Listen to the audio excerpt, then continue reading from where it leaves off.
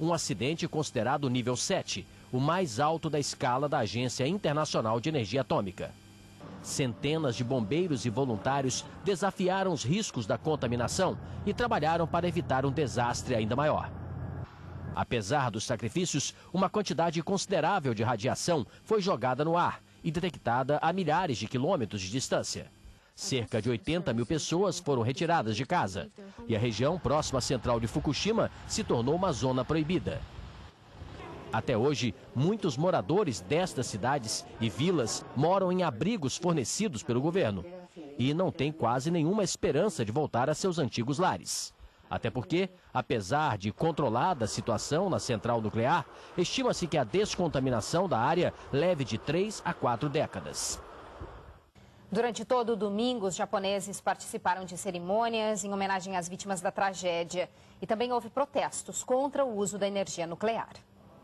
Em Tóquio, o imperador Akihito participou da cerimônia para lembrar as vítimas da tragédia. Na hora exata em que o terremoto atingiu o Japão, foi feito 1 minuto de silêncio. Em seguida, o primeiro-ministro Yoshihiko Noda disse que assumiria 3 grandes compromissos com o país.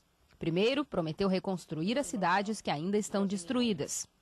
Depois, disse que jamais esqueceria a obrigação de ajudar aqueles que ainda sofrem as consequências do terremoto e que sempre lembraria as lições aprendidas com a tragédia.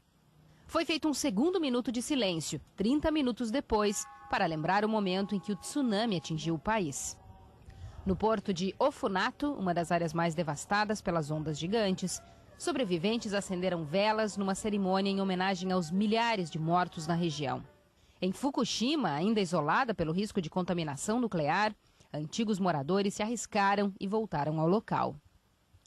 Vestidos com roupas especiais, eles rezaram diante de um memorial pelas vítimas da tragédia. 80 mil pessoas tiveram que abandonar as casas na região.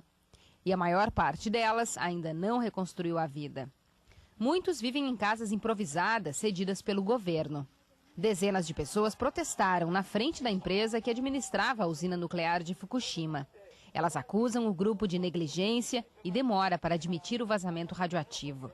Os manifestantes querem também que o governo japonês interrompa o programa nuclear do país e passe a investir em outras formas de energia. Outras partes do mundo também prestaram homenagens. Em Paris, ainda era noite quando começaram as primeiras homenagens às vítimas da tragédia. Dezenas de pessoas se reuniram aos pés da Torre Eiffel. O líder da comunidade japonesa na cidade fez um breve discurso e depositou uma coroa de flores no memorial construído para homenagear os mortos.